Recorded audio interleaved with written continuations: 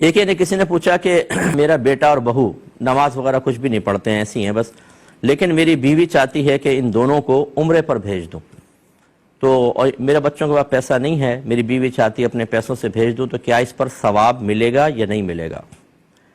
دیکھیں، ہمارا مشورہ یہ ہے کہ وہ اگر بھیجنا چاہتی ہیں تو ایک کنڈیشن لگائیں۔ سب سے پہلے تم نمازی بنو، کم از کم سال بھر تک نماز پڑھو، مکمل 5 نمازیں۔ اس کے بعد علم دین بھی سیکھو، ساتھ ساتھ فرض علوم کورس اپنے مکمل کرو۔ اس کے بعد میں تمہیں پیسہ دوں گی، تمہیں عمرے پہ بھیجوں گی۔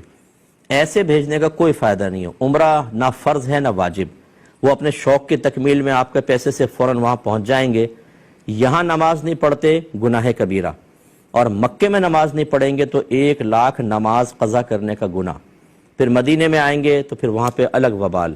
اس مقدس مقام پر جا کر آپ کیا سمجھتے ہیں جو یہاں رہ کر اللہ کی اطاعت کے لیے تیار نہیں ہے، وہاں جا کے اللہ کی اطاعت کرے گا؟ بعض کہتے ہیں چلو دیکھتے ہیں شاید وہاں کی برکات حاصل ہو جائیں۔ وہاں کی برکات اس طرح ہوتی تو سارے کے سارے، یعنی کہ ہر ایک کی کایا پلٹ جاتی تو سارے کے سارے پھر بعمل آتے۔ ہم نے تو دیکھا ہے حاجی جاتے ہیں واپس آتے ہیں شیو کرتے ہوئے واپس آتے ہیں، وہیں پہ شیو کروا رہے ہوتے ہیں بیٹھے ہوئے، کوئی توفیق حاصل، نمازیں قضا کر رہے ہوتے ہیں وہاں پر۔ تو اس لیے ہمارا مشورہ یہ ہے کہ ایسی اولاد جو اللہ کی فرما برداری نہ کر رہی ہو، اس کے لیے صرف قلبی محبت پیدا کر کے ان کے لیے اس طرح کرنا یہ بالکل غیر مناسب ہے۔ اس طرح ضمناً یہ بھی عرض کر دیتا ہوں، بعض لوگ کہتے ہیں ہم چاہتے ہیں کسی غریب کو عمرہ کروا دیں۔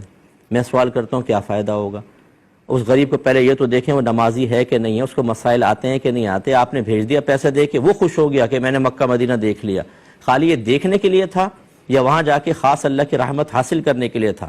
اور رحمت تو حاصل تبھی ہوگی جب وہاں پر جا کے اللہ کی اطاعت والے کام کریں گے، اور وہ اسی وقت ممکن ہے جب علم ہوگا، جب انسان بعمل ہوگا، نہ وہاں نماز پڑھیں نہ کچھ کریں، نہ یہ پتہ کہ احرام کی پابندی کیا ہوتی ہے کیا نہیں، دم پہ دم لازم ہو رہے ہیں۔ آپ نے غریب کی غربت ختم کرنے کے لیے قدم اٹھا لیا، اس سے بہت بہتر ہے دینی طالب علموں پہ خرچ کریں، آپ کے لیے ثواب جاریہ تو ہوگا۔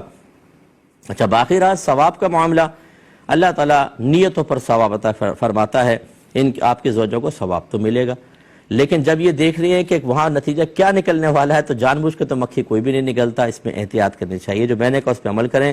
ایک کویشچن کیا، اچھا یہ میں ضمناً پہلے کی بات بھی عرض کر دوں کہ بعض لوگ اس پہ بڑے ناراض ہو جاتے ہیں جب ہم اس قسم کا کوئی مشورہ دیتے ہیں، کسی غریب کے عمرے کا سیٹنگ بن رہی ہو اور میرا مشورہ سن کے کوئی رک جائے تو غریب کو تو برا محسوس ہوگا۔ تو ایسے اگر کوئی افراد مجھے سن رہے ہوں تو خدا را ہم پہ ناراض ہونے کے بجائے آپ اس چیز پر غور کریں۔ ہمیں کیا تکلیف، ہمیں کیا پریشانی اگر کوئی اپنا پیسہ خرچ کر رہا ہے، لیکن صحیح مشورہ دینا ہماری ذمہ داری ہے۔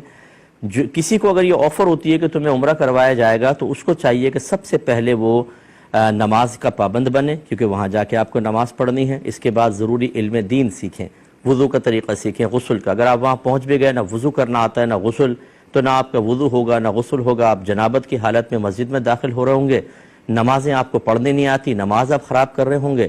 اسی طرح اگر آپ نے عمرہ یا حج کے احکام نہیں سیکھے تو قدم قدم پر آپ گناہ گار ہو رہے ہوں گے، اور مکے کا ایک گناہ 1 لاکھ کے گناہ کے برابر علماء نے لکھا ہے۔ جیسے ثواب 1 لاکھ ہوتا ہے تو گناہ بھی اعلیٰ حضرت نے لکھا ہے کہ 1 لاکھ ہوتا ہے۔ تو پھر آپ اندازہ کریں کہ وہاں تو آپ نہ جا کر میرے خیال میں زیادہ عافیت میں تھے، وہاں گئے تو لاکھوں گناہ نام اعمال میں لکھوا کر واپس آ گئے۔ بتائیے اب یہ میرا مشورہ آپ کے حق میں بہتر ہے یا نہیں ہے؟